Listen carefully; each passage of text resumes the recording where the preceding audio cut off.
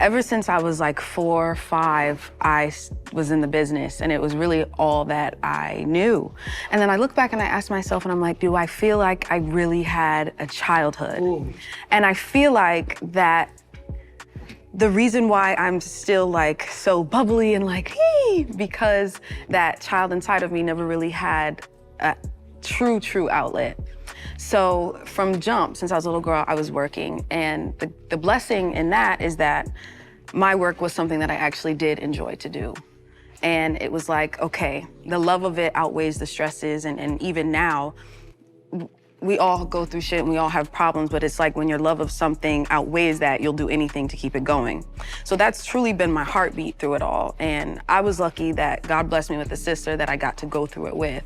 And it's funny because we were like 7 and 5 in our church dresses at the clubs in Atlanta singing. Wow. I remember being outside the W Hotel, going up to Polo de Don, like, hi, can we sing for you? Really? Yes, and it's so crazy to see how I've been working for so long, and there's still so much more that I want to do, and a lot more that I want to accomplish. So it's crazy that I have been working for technically all my life. One thing I can openly say with confidence is that out of all my peers, I feel like I work the hardest, but I was explaining it to you earlier, I was realizing I was using it almost as my vice.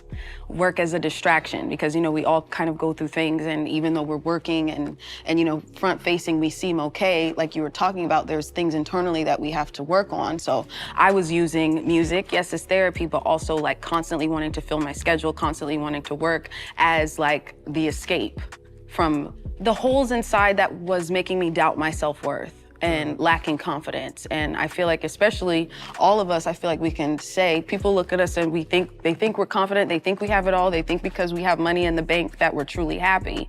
But that's bullshit, you know? So now what I'm really proud to say, I was like talking to God, and I was like, okay, this year I'm gonna find the healthy balance between working and having fun. This right here is one of those videos, bro, that I related to more than probably any video I probably watched in a long time. And I feel like I got a lot to add to this topic, a lot to speak on, and I feel like y'all gonna be able to gain a lot from this video, especially if you're creative and you're a music artist just like myself. I got a lot for y'all in this video, so we gonna go ahead and get right into it, man. Y'all go ahead and stay tapped in. What's good? I'm an independent artist by the name TimelessRoc with TR Mentality, man. And before we get into the video, make sure y'all own your own shit. And in this clip, we got Chloe Bailey explaining how trauma makes her work harder. This is one of those crazy statements because I've never heard somebody outside articulate it in a way that I couldn't articulate it. And it's something that I felt like I dealt with for a long time, but like I said, I just could not articulate it. I couldn't bring it to words. I couldn't explain it to somebody else. Like, I'm gonna give y'all an example. When I first started making music like 5 years ago, I wasn't doing YouTube at that time, but I remember doing music. I wanna be in the studio as much as possible. I wanna drop as much music as possible. I wanna make music videos consistently,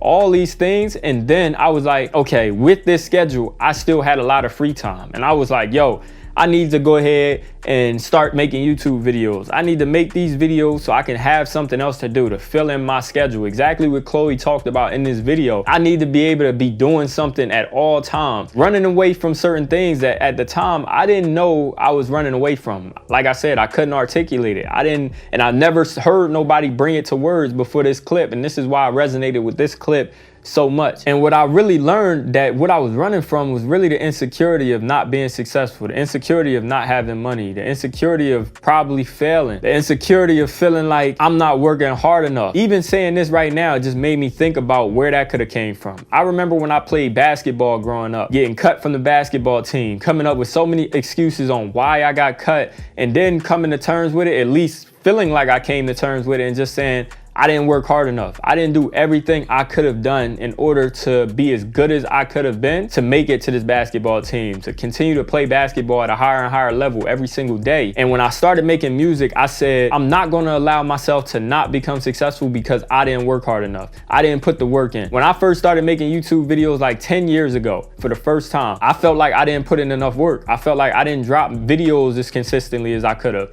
I didn't do everything that I should have done in order to reach the successes that I claimed that I wanted out of YouTube back in that time. And so that became this subconscious insecurity that I didn't even know was there. And it probably impacted my self-esteem in a sense, feeling like I'm not good enough and that I have to work myself insane in order to prove that I'm good enough to other people or to myself even, because I remember saying it's not about other people. It's about I need to be able to prove myself that I'm not crazy and that I am as great as I believe that I am at making music, at making content, and just being as a human in general with the advice I give, all my experiences that I like to share. I didn't want to feel crazy, and that became this insecurity that's something that I didn't even realize was there, but I was running from it. So that caused me to work harder, to fill my schedule, to not want to have time to think, not be able to just sit down and just think and watch TV, chill, go have fun. Because in my mind, when I'm having fun, I'm gonna feel guilty and I'm gonna feel like I shouldn't be doing this because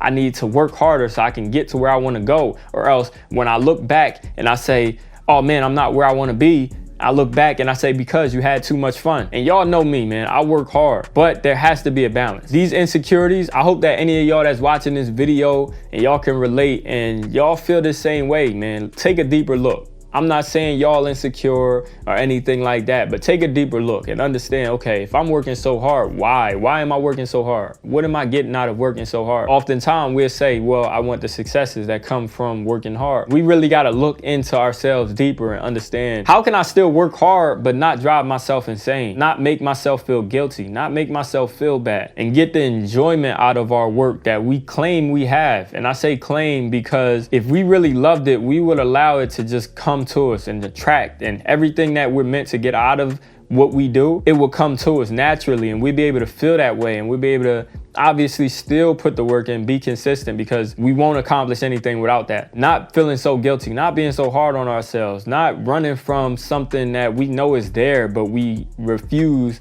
to address it. Like even with this whole basketball thing, I didn't even realize that until recently. I was watching a podcast from Dorian Group 82, and he was just talking about the whole trauma that comes from getting cut from a basketball team or any sport that you play, but just getting cut and not feeling like you're good enough. And I talked about the fact that I felt like I moved forward, but I forced myself to move forward. I told myself, you know, you got to let it go. It is what it is. We on to the next. But watching that podcast, I realized how much that really impacted me deeper than I even know. And there's still things that I can unpack about that situation, and I'll be able to realize other things in my life and the way that impacted that. I now have this idea and this sense of why I've always been like, I got to fill my schedule. I got to keep going. I got to keep going.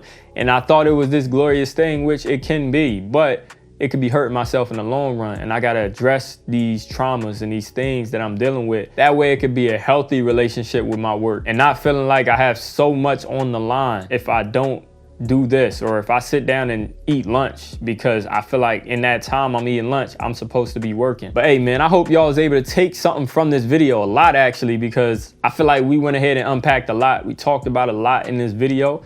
So I hope this was able to help y'all, and anybody who feel like y'all can relate to this as much as I did, y'all can go ahead and look deeper and understand, damn, what is it that's causing me to want to fill my schedule so much and work so hard, and understand that yes, it's a good thing, but there's more to it and I need to work on that. And I also want y'all to go ahead and add to the topic, you know, share some of y'all experiences, share more about this topic and what it means to you down in the comment section. I'm gonna get right back at y'all. But if you rock with the video and you agree with what I'm talking about, make sure you go ahead and drop a like. And if you're new to the channel, go ahead and subscribe. I heard it only takes 0.2 seconds. So make sure y'all go ahead and do it. Let me know if y'all can do it faster. I'm out of here, y'all. Peace. He got an alibi and he won't abide to no law. I know it's fucked up, but he won't hesitate to go send a nigga to a law. Young nigga with rag ties in the back of a Maybach. Put in work, whole fan gon' eat. I've been going to work on eat. All grind, no sleep, I stay low key. And you know I be rolling with killers, they really gorillas. Only the realest, you know that we winning. I feel like I've